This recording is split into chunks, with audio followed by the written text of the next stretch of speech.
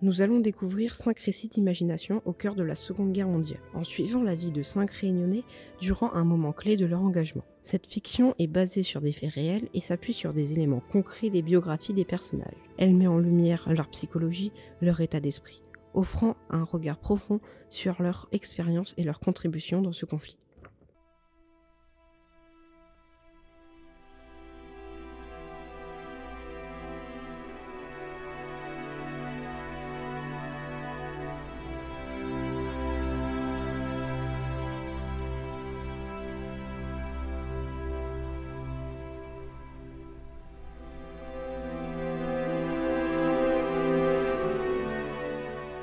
Enfin, cette terrible bataille des Vosges touche à sa fin. Ma maison d'enfance à la ravine creuse me semble si lointaine, tout comme mon passage à Madagascar et en Afrique du Nord, qui paraît déjà appartenir à une autre vie. Bien que cela ne remonte qu'à quelques mois, ici, tout est différent. Je n'avais jamais vu la neige, une chose difficile à imaginer quand on a grandi face au champ de canne de Saint-André. Quelle folie, cette guerre, même si je suis fière de participer à cette tâche dangereuse en tant qu'ambulancière. Dire qu'il voulait faire de moi une dactylo, et me voici aujourd'hui en première ligne à aider nos soldats. J'espère que nous serons bientôt en Allemagne et que tout cela prendra fin. Bientôt, la France sera entièrement libérée et une nouvelle société émergera où nous, les femmes, aurons enfin une place pleine et reconnue. C'est ce à quoi j'aspire. Et c'est aussi le sens de mon engagement. J'aime cette solidarité entre nous, ce respect que les hommes éprouvent pour notre action en tant que femmes dans l'armée. J'en suis fière. Je doute qu'après tout cela, je chercherai à obtenir une forme de reconnaissance. Car je sais que là-bas, au-delà de l'océan, dans mon île, on aura du mal à imaginer tout ce que j'ai traversé. Mais d'une manière ou d'une autre, je sais qu'un jour je transmettrai tout cela. Les générations futures doivent savoir, comprendre. Il faudra maintenir cette histoire vivante dans le cœur des hommes.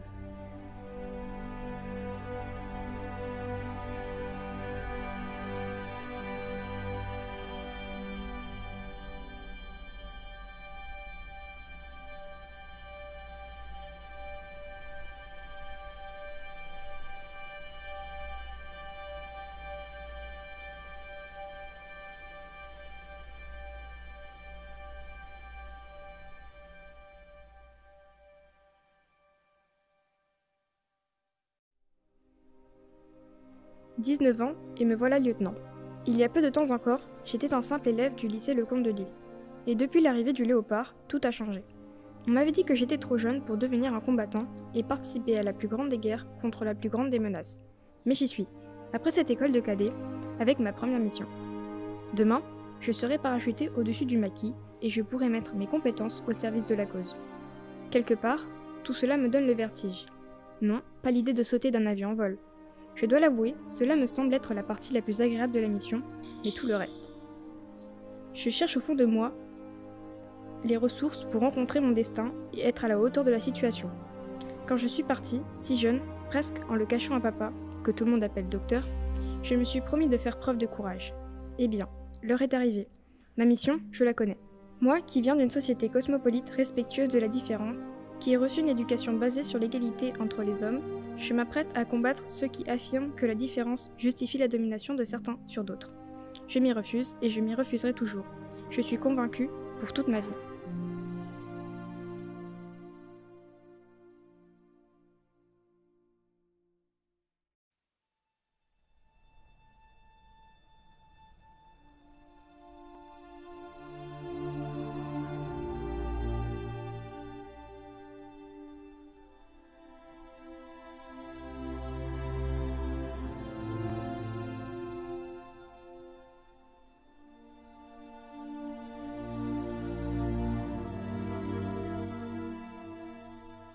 Je suis dans le camion.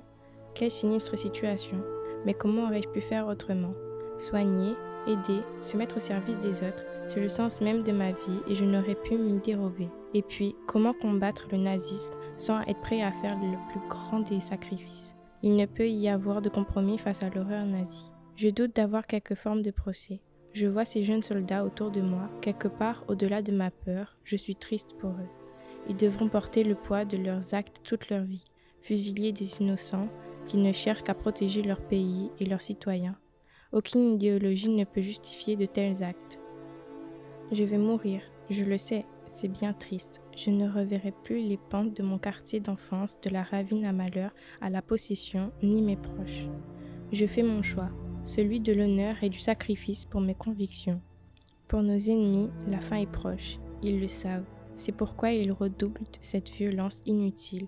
Si je dois en être l'une des victimes supplémentaires pour accélérer la fin et la libération de ma patrie, je l'accepte. Puis ceux qui nous succéderont vivre dans l'insouciance, loin des sentiments qui me traversent aujourd'hui.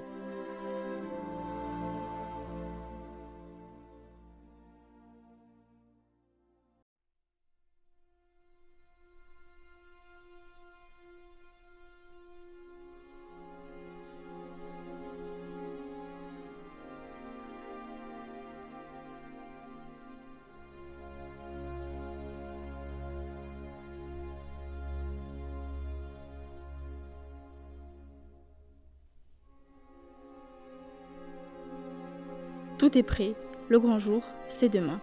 Avec Henri et mon fils, nous allons quitter cette île où les autorités ont choisi la composition plutôt que l'idée de libérer notre pays. Je crois que beaucoup seront surpris demain, lors de la fête, lorsqu'ils nous chercheront partout dans cette grande maison. N'y a-t-il pas plus grande malice que de partir à la vue de tous, alors que chacun pensera que c'est une folie? Je ne sais pas quelle place je trouverai dans cette grande aventure. Traverser le canal du Mozambique sur cette petite embarcation de bois, alors que les navires français patrouillent à proximité de la base de Diego, est un défi. Mais je sais que je peux être utile à ma manière. Je ne suis peut-être pas une combattante, même si je crois fermement que les femmes peuvent l'être. Ne le font-elles pas déjà en métropole en s'engageant dans la résistance aux côtés des hommes? Il y a d'autres formes d'engagement. Je me rendrai utile, avec la force de ma voix. Je peux dénoncer ce qui me révolte profondément. Nous ne devons pas accepter la défaite. Le maréchal se trompe et a trompé les Français. Je le dirai et le répéterai. Une folle aventure nous attend, mais c'est une aventure juste, au service de l'humanité.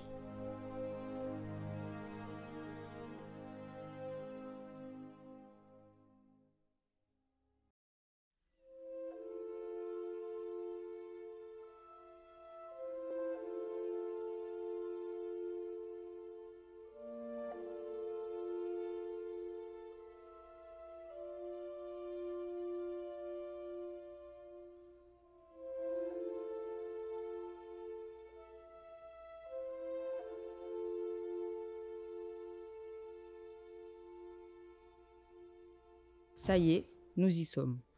Au loin, j'aperçois les signaux lumineux de l'entrée du port de la Pointe des Galets. Après tout ce temps passé loin de chez moi, je rentre enfin.